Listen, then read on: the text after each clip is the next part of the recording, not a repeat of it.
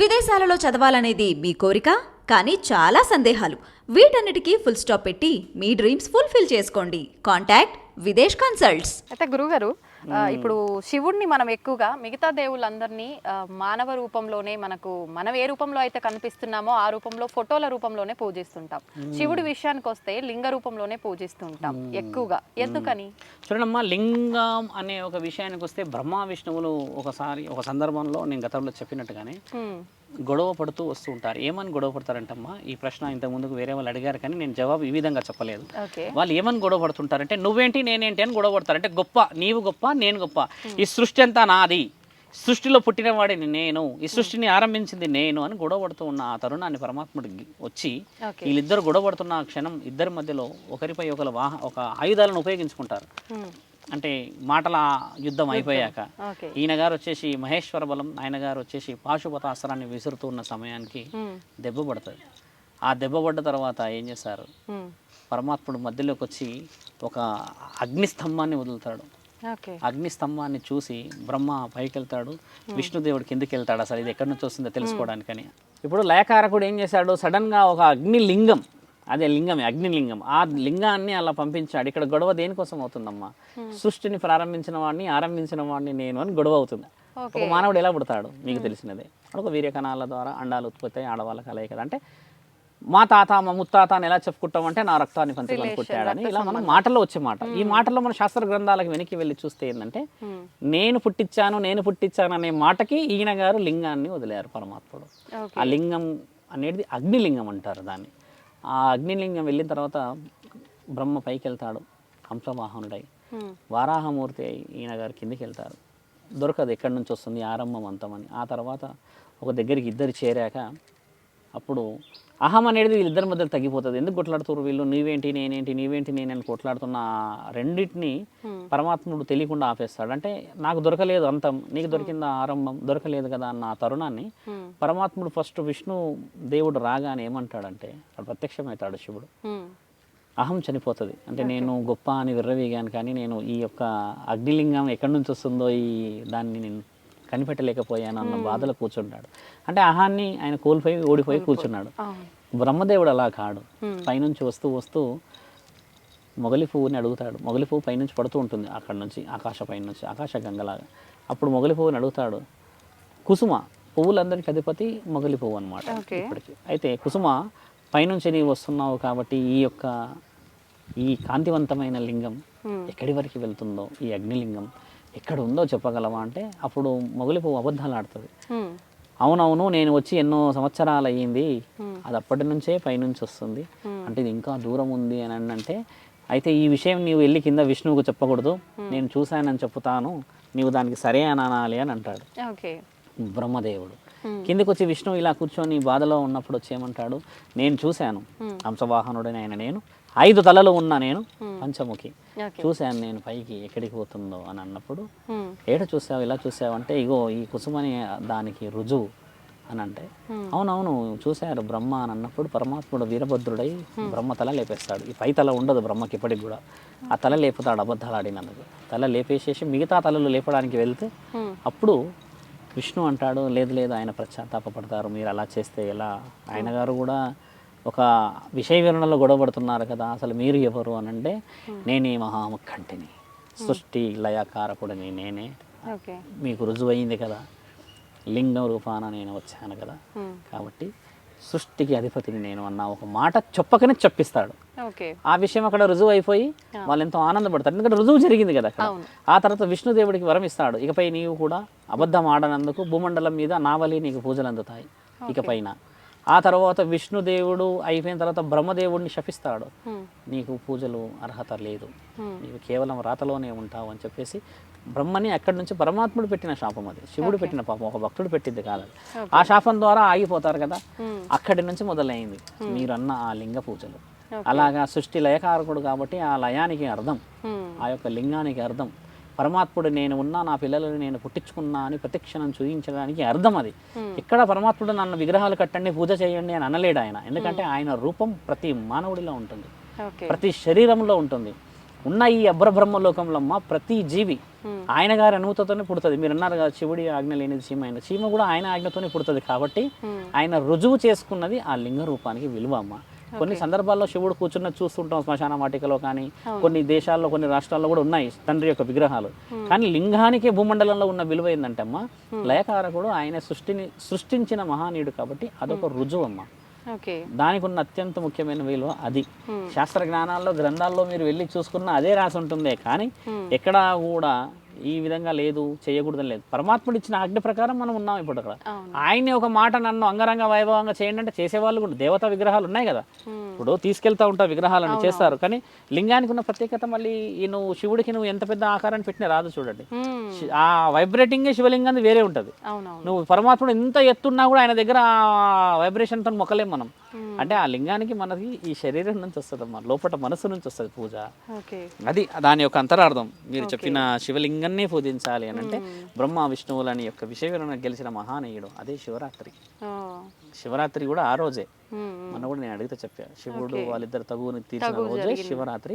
అదే ఒక రాక్షస సంహారం రోజు చేసుకున్న పెళ్లి రోజు కూడా, నా తల్లి పార్వతీ మాతని కూడా నా తండ్రి వివాహం చేసుకున్న రోజు కూడా శివరాత్రి రోజే. ఇలా కొన్ని సందర్భాలు ఉన్నాయి. అయితే శివలింగం టాపిక్ వచ్చింది కాబట్టి గురువు గారు, శివలింగాన్ని ఇంట్లో పెట్టి పూజ చెయ్యొద్దు అని కొంతమంది చెప్తుంటారు. లేదు మనం అంటే హైట్ను బట్టి తీసుకొని చేయొచ్చు అంటారు. కొంతమంది పాలరాతితో ఉన్న తీసుకుంటారు, నల్లది తీసుకుంటారు కదమ్మా. శివలింగాన్ని భరించే శక్తి మానవులకి ఉండదు. ఇప్పుడు నీ ఇష్టంగా నువ్వు పూజించుకో, ఎక్కడైనా అడవిలో కానీ ఎక్కడైనా పూజించుకొని ఏమైనా చేసుకోండి. ఇప్పుడు శివలింగాన్ని ఇంట్లోనే పెట్టుకోకూడదు అన్నది అవాస్తవమైన మాట. గుండెలోనే గొలువైన మహానీయుడు నా తండ్రి ముఖంటిని నువ్వు శివలింగం రూపంలో ఏం పూజించగలవు? ఆ పూజని నువ్వు అందుకోగలవా? నీ మనస్సుతో కోరుకుంటే ఆయన నేనే వచ్చి నీతో మాట్లాడతా అని చెప్పిన రుజువులు లక్షల్లో చూసాం కదా. భక్తులతోనే మాట్లాడతాడంట శివుడు.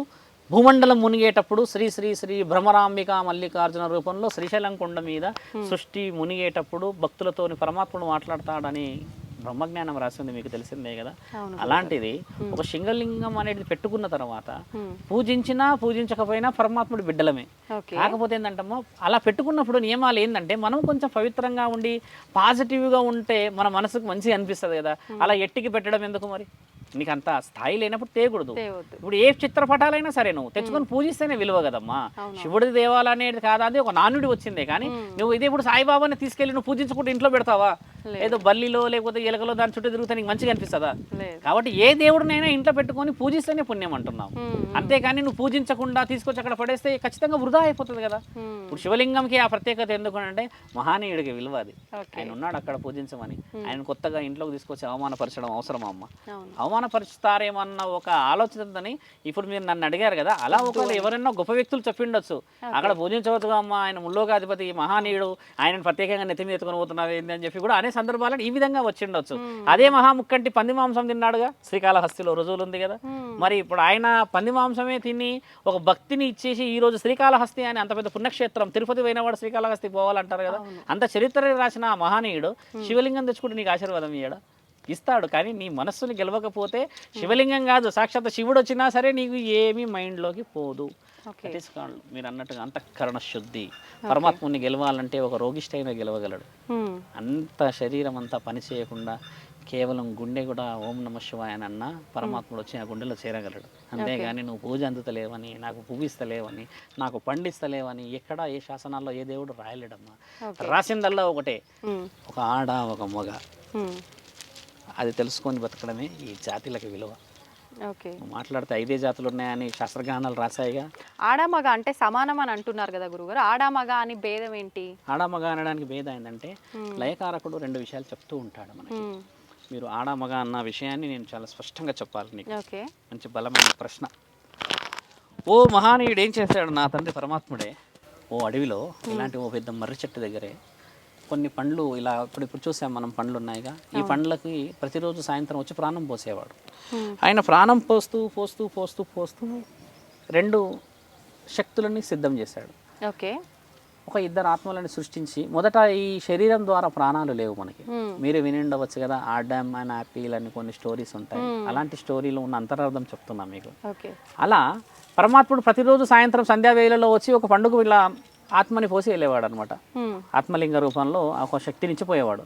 వాళ్ళకి ఏం చెప్పేవాళ్ళు, వ్యవసాయం చేసుకోవాలి, Hmm. మంచి చెడులు జరుగుతున్న కార్యక్రమాలు చూసుకోవాలి, మళ్ళీ మీరు ఇక్కడే ఒక నివాసం ఏర్పరచుకొని ఉండాలి అని పరమాత్ముడు చెప్పిన ఆ సందర్భాన్ని మానవుడు ఏం చేశాడంటే అమ్మా, ఓకే. ఈయన గారు రోజు వచ్చి వెళ్తున్నాడు, మానవుడే ఉన్నాడు అక్కడ, ఆడామగ లేడు. నేను మొదటే చెప్తున్నాను, Hmm. మానవుడే ఉన్నాడు, ఒక ఆత్మ. ఆ ఆత్మను ఏం చేశారంటే ప్రతిరోజు సాయంత్రం వస్తాడు, త్రిశూలం భార్యడు త్రిశూలం పట్టుకొని వచ్చి అదేదో తీస్తాడు కాయని, దాన్ని అదే చేస్తాడు, ఇలా అంటాడు, వెళ్ళిపోతాడు, అందులో ఏదో గాలిలాగా వస్తుంది అని చూసి అసలు ఆ పండులో ఏముందని ఒకరోజు తండ్రి రాక ముందుకు తింటారు దాన్ని. ఓకే. ఏమని తింటారు, మొదట ఆడ ఒక ఆ రెండు గాలిలో ఒక గాలి మొదట పండుని తినేస్తుందమ్మా పైనదంతా. ఓకే. మిగిలినది మరి తండ్రి వచ్చే సమయం దగ్గర పడుతుంటే హడావిడిగా ఈయన గారు లోపలిదంతా తినేస్తారు. Hmm. ప్రశ్నను మంచిగా వినండి. ఒక గాలి ఏమో పైన తినేసింది, పైదంతా ఇంకో గాలి రెండోది లోపల ఉన్న తినేసింది. Hmm. మహానీయుడు రాగానే కనిపెట్టేస్తాడు, Hmm. ఏం చేశారు, ఏం చేయలేదని, ఎందుకు తిన్నారు, నేనేం తినలేదు, ఈయన తిన్నారు, ఏం తినలేదు మాట వస్తుంది కదా. Hmm. చాలా గట్టిగా విలయతాండం చేస్తాడు, చేసి నా పని అయిపోయింది, ఇన్ని రోజులు నేను అనుకున్న పని జరిగిపోయింది, ఇకపై నా అవసరం లేదు భూమండలం మీద. మీరు ఏమి తిన్నారు అని గట్టిగా ప్రశ్నిస్తే మొదట గాలి వచ్చి నేను పైనున్న ఆ చీలిక అంత, అంటే ఆ పైన ఉంటుంది కదా, లేయర్ అంతా అంత తినేసాను. నీవేమి తిన్నావు, నేను లోపల ఉన్నానని తినేసాను. అందుకని పైన తిన్న వాళ్ళకి వచ్చేసేసమ్మ గర్భాధారణ, ఇకపై నీవు మోయవలేను, గర్భం బయటకు వస్తుంది పైన తిన్నది కాబట్టి. వీర్య కణాల శక్తి లోపల ఉంటుంది పురుషుడికి. మీరు ఎప్పుడైనా గమనించారా, తల్లి 9 నెలలు మోస్తుంది, బిడ్డపై ప్రేమ ఉంటుంది, కానీ అదే బిడ్డపై ఒక తండ్రికి ఎందుకు ప్రేమ ఉంటుంది ఎప్పుడైనా గమనించారా, మోయలేడు కదా.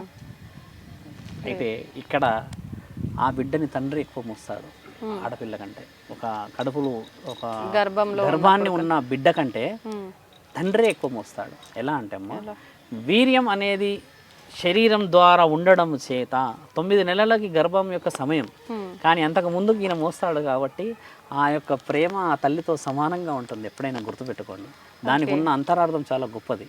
శాస్త్రజ్ఞానాల్లో మనం పెకిలించి తెలుసుకున్న తరుణాలు ఉన్నాయి, తెలుసుకోవచ్చు. ఒక స్త్రీ 9 నెలలు మోయడం వల్ల ప్రేమ వస్తుంది.